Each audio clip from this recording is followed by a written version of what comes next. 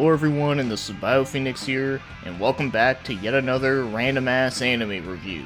So this one that we're taking a look at today happens to be Ziggy, Soreyuke, Rock and Roll Band. And it's an anime movie from the year 1991, and it happens to be based after the real-life band Ziggy, which was formed by Juichi Morishige, who actually appears in the film. In fact, he's actually the only characters whose name that I can actually remember out of the main cast. And I only remember it because of, playing too much stuff of, Samurai Warriors and Sengoku Basara with Morishige.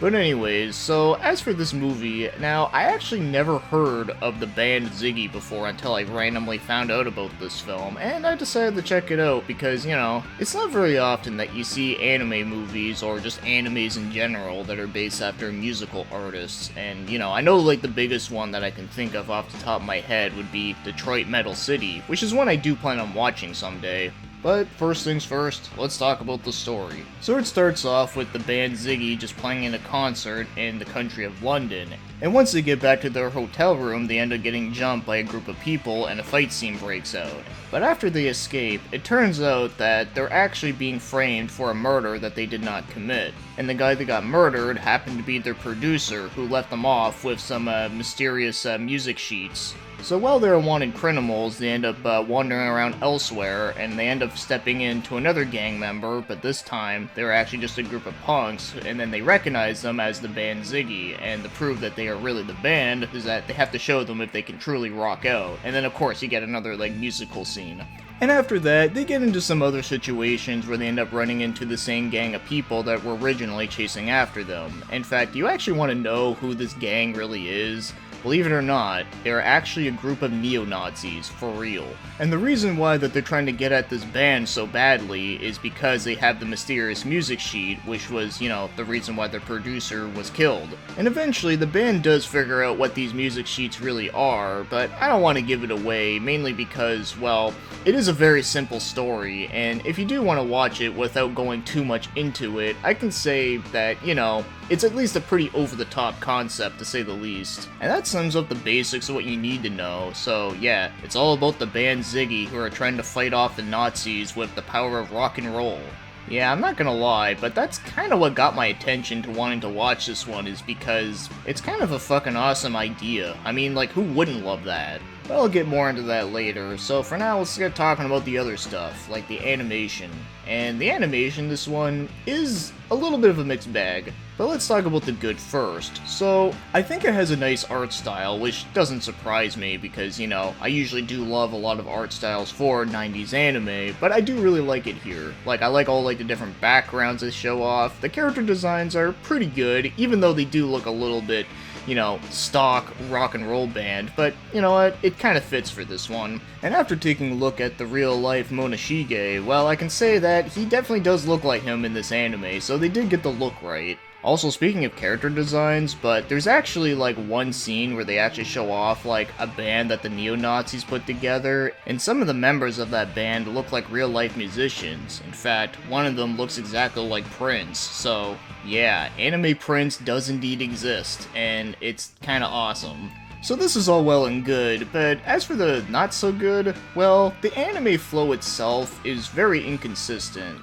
There are some parts where the animation is decent. I find some of the car chase scenes were probably the most smoothest animation a part of this entire film, but everything else is just kinda average or mediocre. And there's even some parts that actually lack quite a bit of animation. For an example, there's a scene where there's an all-female band is playing, and they just do some weird panning, and it just doesn't look very good. But outside of that, I can say that it's not terrible looking, but I do think that compared to other anime films that came out in the 90s, it is a little inconsistent and lackluster, and it definitely could have been a lot better. But it also could have been a lot worse too, so yeah, it's okay. And now, as for the music, well, for an anime film that's all about rock music, the music better be damn fucking good, right?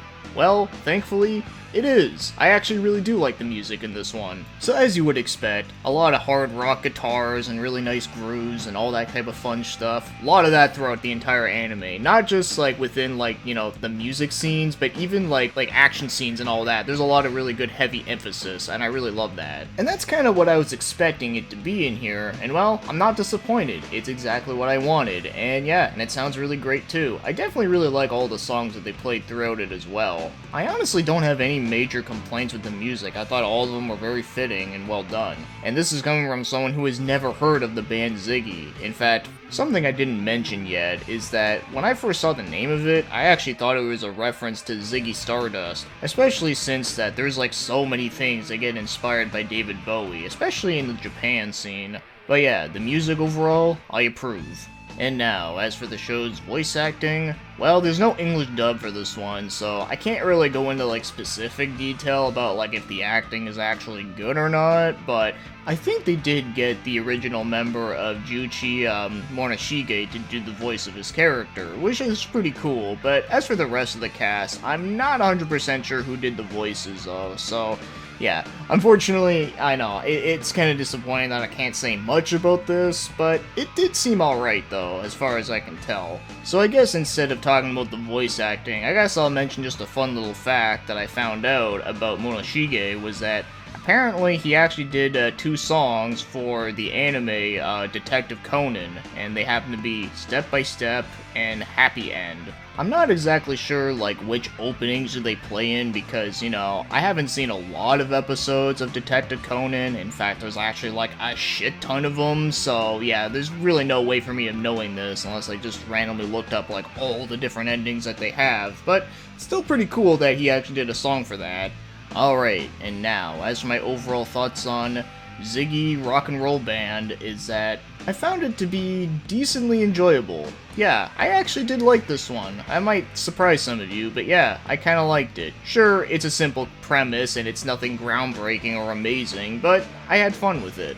Like, yeah, the characters are really nothing, like, super amazing, no, like, in-depth character arcs or anything like that, but you know what, though? It worked well for the story. Like, I just thought it was just a fun little time where you get to see, like, this band going through different situations, you get some pretty cool fight scenes, and yeah, the animation of the fight scenes are actually done okay, I can say that. And just the whole idea of the whole, like, band facing off against, like, a bunch of Nazis is just pretty over the top. And like I said, like, how could you not love that? And the film isn't long either. It's like an hour and 10 minutes. Well, probably maybe, like, just a little over an hour without including the credits and whatnot. But yeah, it didn't feel like it overstayed its welcome. It just felt like a pretty decent length.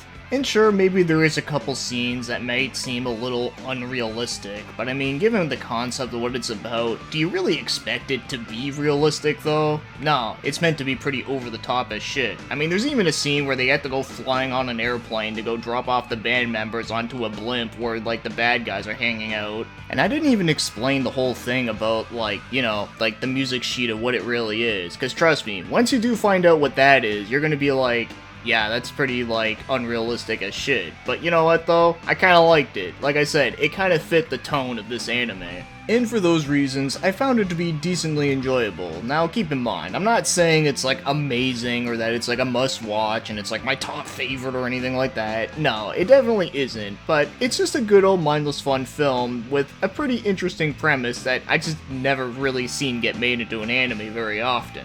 So if this does sound interesting to you, I will say that I would recommend it, but just go into it without expecting it to be, you know, groundbreaking and amazing. Just go into it for what it is, you know, just a mindless, dumb, fun anime, and yeah, you may like it. I mean, it's not boring or dull, at least I didn't think it was, and that's always a big plus for me. But if there was one thing I had to complain about, and I'll end it off here and just say that I really wish we got to see more of those, like, real-life artists that they made into characters. That actually would have been pretty awesome if they actually got more screen time and whatnot. But I think it was pretty clear that they were just made for just simple cameos that were more amusing than anything.